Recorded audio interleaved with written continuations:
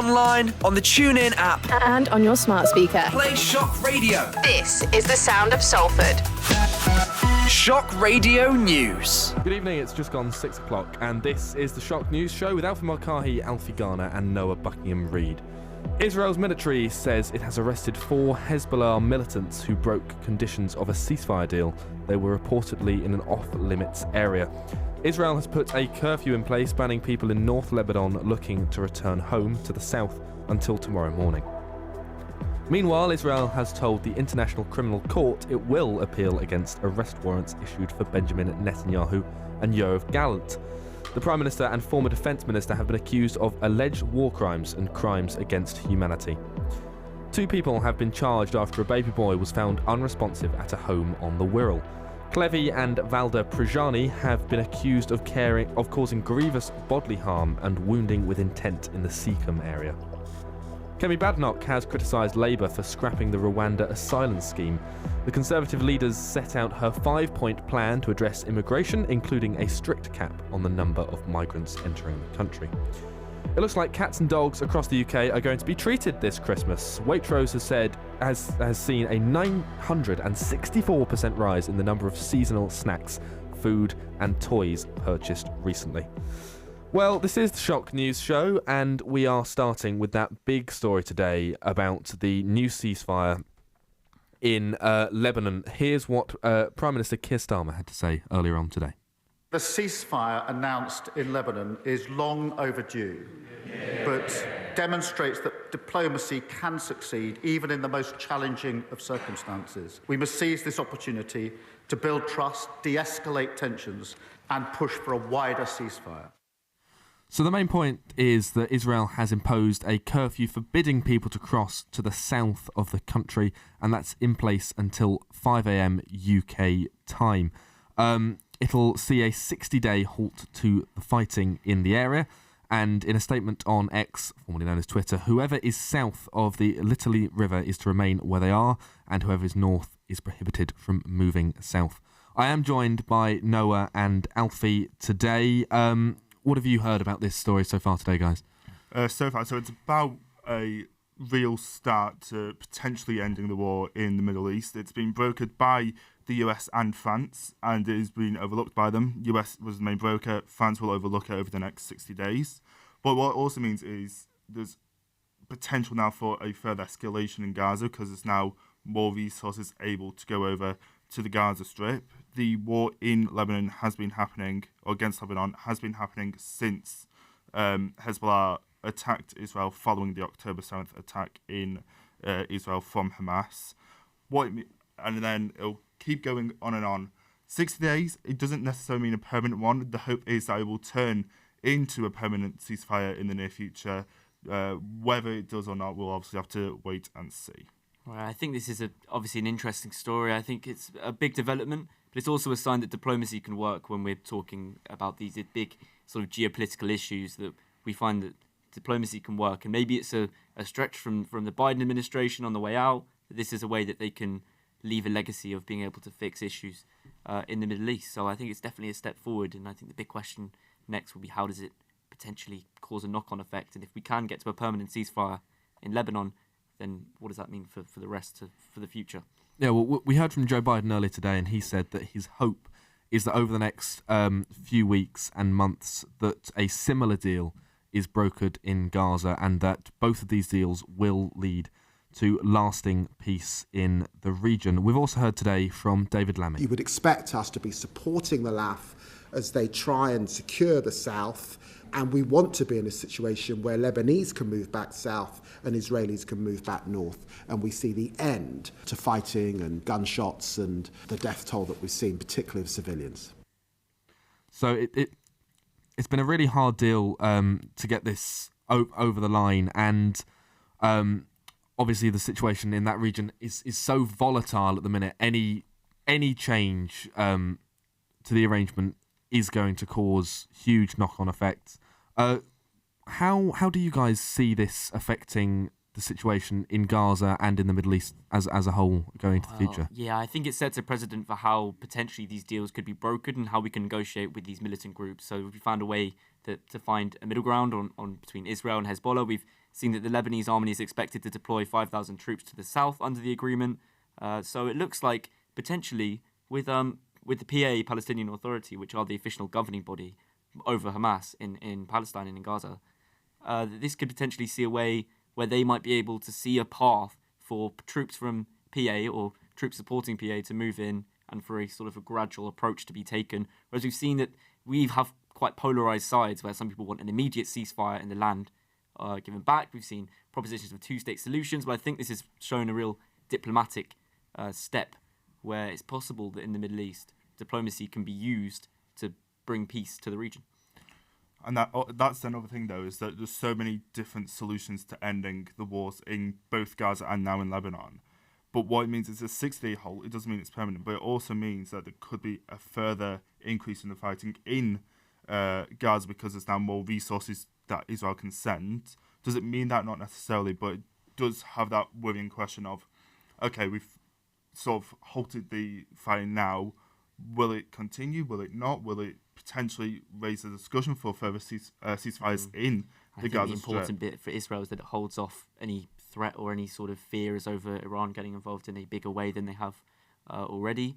And we've seen that Netanyahu has said, though, that this may be the issue which may make it not such a feasible solution in Gaza, is that he does maintain full freedom of military action in Lebanon with the United States' full understanding. So whether that would be anything sort of agreeable, and again, this is another deeply tied up geopolitical issues, that it may not be so simple. So I think there's definitely both sides, and I think we have to understand that this is not going to be a simple future, but it is now something that we've seen happen. Yeah, and we've mentioned Israel a couple of times, and last week we saw arrest warrants for Benjamin Netanyahu and his former defence minister. Israel has said they're going to appeal that at the International Criminal Court, and it's left a lot of governments around the world in a bit of a sticky situation. We've had governments who have been sending weapons to Israel. They've now had to re-question their policies.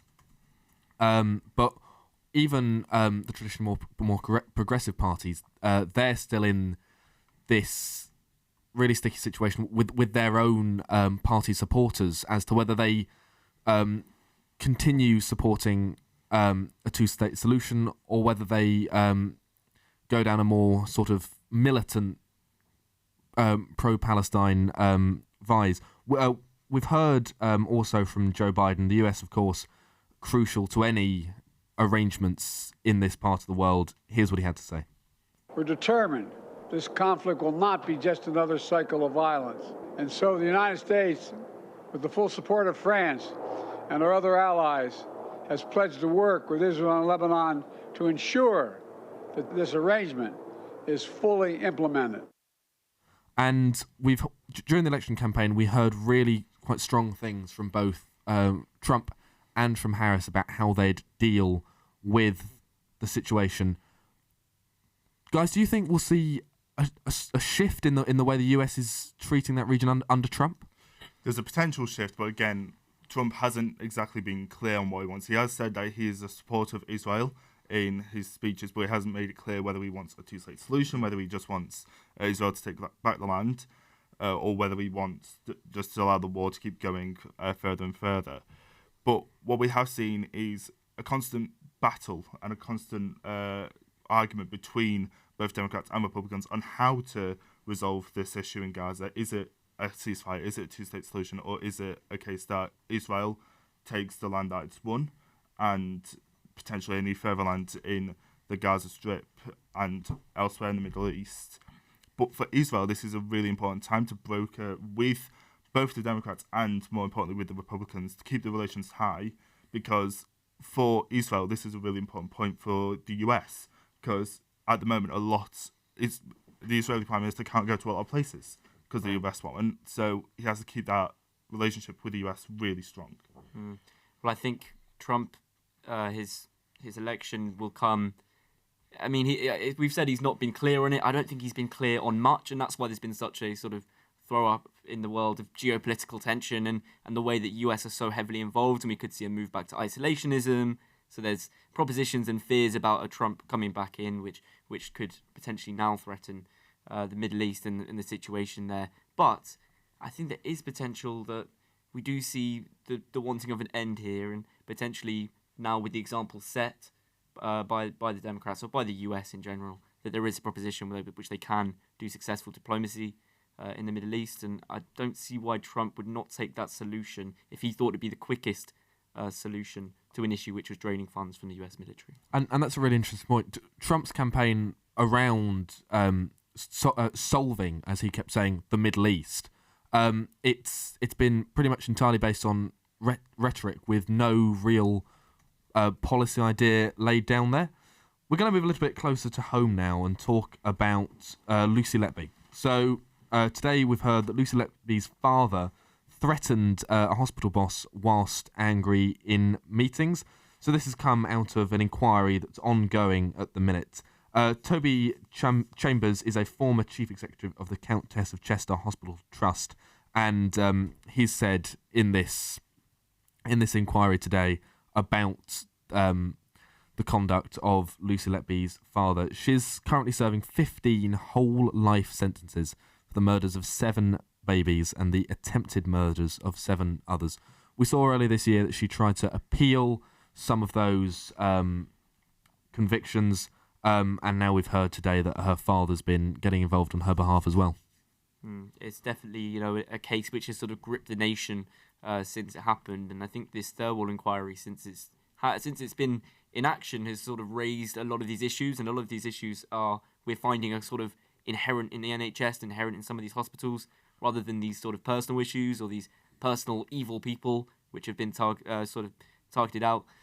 So I think this is an interesting development. Obviously, it just puts a light on perhaps some of these relations, and I think there's been a lot of talk, even during the election, on how the NHS is organised and these sort of managerial roles and how successful they are. So I think this is another example of sort of a slightly broken NHS, which we saw under the Tories for so long, chronic underfunding, sort of no incentives for managers, and again, this is an issue which we've clearly seen that managers sort of be coerced by a private citizen, essentially. Yeah, exactly. But also with the Lucy Letby story, it is about what happened over them year and a half to them poor babies who were under the care of Lucy Letby.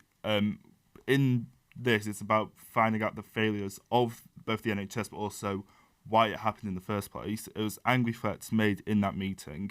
It was a threat about having a gun to Tony Chambers' head from Lucy Letby's father, and then it sort of came out to be, Lucy, we're with you. We're going to let you stay on for a little bit longer as we discover a bit more. But it was the hospital bosses saying, we're with you all the way, and it sort of set a precedent within the NHS that you can get away with this sort of thing without having much of an issue, much of a fight against it. Yeah, and whilst it was going through the courts the first time round, lots of the media coverage was on how was this allowed to continue for so long. We're not just talking about one child here. We're talking about 7 who she's been convicted of murdering, and 7 others where she attempted murder. That's 14 children that have been at the wrong end of Lucy Letby, and the real question was, how didn't anyone notice this for so long? Well, they did notice it. The hospital bosses were made aware by not only the parents, but also by paediatricians who went to the hospital bosses in late 2016 and said, we're really worried about these babies. And the hospital didn't do enough to care for them. And now we're into this period where there's inquiries and investigations about what happened. But it set a precedent for the parents. These are the parents who will be now affected by this for decades and decades to come, of we're not with you. We don't really want to care for you or your babies in the sense that they should be caring for, any resident the same way. So for them parents, it's no matter what happens, they've still got to live with the grief of that and the grief of them 15 babies who now have to who they won't see all the time or have issues further along the line. And this is something which has been looked at and why this has happened. And of course, there's been reports on that while doctors were trained to spot safeguarding concerns relating to babies' relatives, there was no similar training in how to respond to potential harm by a fellow staff member. It also emerged that senior doctors on the neonatal unit were not following NHS protocol for reporting the sudden unexpected death of a child. So I think the more that this case carries on, the more we start to see gaps in this particular hospital, and then potentially these issues which are sort of inherent in this broken NHS. So again, this report will get more. I think these sort of the trials and hearings will go on into 2025, and I think we'll get that report later in 2025. And we just got to hope that, for the sake of the parents and the people affected by this, that it's an issue which can be sort of grounded out. Well, let's have a listen to what Tony Chambers said in that inquiry earlier on. He was making threats that would have just made an already difficult situation even worse by threatening GMC referrals for the doctors. He's threatening guns to my head and all sorts of things. Yeah, so we'll just have to see over the next few weeks and months where this inquiry goes and whether anyone else at the hospital, at the wider NHS Trust, is found to have broken regulations, codes of conduct. Also around Manchester today, a woman's been found dead in a house in Bury, and 2 people have been arrested on suspicion of murder surrounding that. We've also seen hundreds of people queuing for hours for a new Korean beauty shop in the Arndale. Have either of you seen this? I can't say how you keep delivering the news today, no. But I think there's plenty of new shops popping around up around Market Street, up in Arndale. So I think there was a new place the other week that got recommended, and I saw a big queue outside of there. So you know what? Maybe I have to go. Let's go check it out. And I suppose if you're going to open something at any time of year, it's got to be Christmas. You do it on the week of Christmas market. Right. Exactly. Everyone's around, up and down Market Street, up and through Central Piccadilly Gardens, and then you go into Arndale. Yeah. I'm surprised such a big queue though. I didn't realise that was such a desired thing. I should pop into Superdrug when I need something for beauty it's also purposes. Open the week of Black Friday, so a lot of people are already going to be in the Arndale for their Black Friday sales. They might as well go into this new Korean beauty shop and grab a few bits for Christmas. Someone on their marketing team has made a wise move I think so. I think they deserve a raise. There'll also be a clean-up of the quays. So this is a community group that goes out every so often. But this week, they're going to have a really quite difficult task. Storm Bert pushed a lot of excess debris into the area around the quays due to the higher water levels, bringing lots and lots of debris downriver with it. But they'll be there later this week and clearing up all that mess that's kind of collated outside Media City. You've got the lovely shiny building. If you haven't seen a picture of this, it is not nice to look at. It's crazy. I haven't seen anything like it. It is mental. It's obviously affecting the water life as well. It's affecting marine life around the quays because it's now a lot of that won't be available or open access, and also only around the corner is a water sports centre for a lot of people who go out and do some open water swim. That will be. I thought people swam in the in the river. Yeah, a lot of people now have to wait a bit for that to be cleared up and make sure it's safe to go back into. So it will shut that bit off for quite a while. Yeah. Yeah. I think everywhere in Manchester feeling the effects of Storm Bert. Of course, yeah. Absolutely. Well, thank you both for joining me today. This has been the Shock News Show, and we're going to end with another look at today's main headlines. Israel has imposed a curfew stopping people from crossing into southern Lebanon, where a ceasefire has come into effect. There's been gridlock as thousands of families have returned to their homes after fighting was temporarily paused between Israel and Hezbollah. US President Joe Biden has said he hopes for a similar truce to be reached in Gaza. A 34-year-old man has been arrested after 2 people were injured during a shooting on Sunday in Ladbroke Grove in West London. A 22-year-old man who was arrested earlier in the week has been bailed. The business secretary says that yesterday was a dark day after Vauxhall announced it was closing its factory in Luton. The government's targets for electric vehicle production are going to be reviewed after concerns they are higher than demand. A private members club in London has been temporarily closed after reports of a serious crime taking place there. The Groucho Club's licence has been suspended following a request from the Met Police. An inquiry has heard that Lucy Letby's father threatened a hospital boss while she was under investigation. She's serving 15 whole life sentences for the murders of 7 babies and the attempted murders of 7 others. And sales of Christmas-themed pet treats, food and toys have skyrocketed this year. Waitrose has said it's seen a 964% annual rise in the number of products purchased. Shock Radio weather. Staying dry into this evening and overnight with clear skies and turning colder. Winds becoming light, allowing mist and fog to develop. You'll see minimum temperatures of -4 degrees. This has been your Shock News Show with Alfie Mulcahy, Alfie Garner and Noah Buckingham Reid, produced by Luke Jones. Shock Radio Bulletins return tomorrow morning from 10.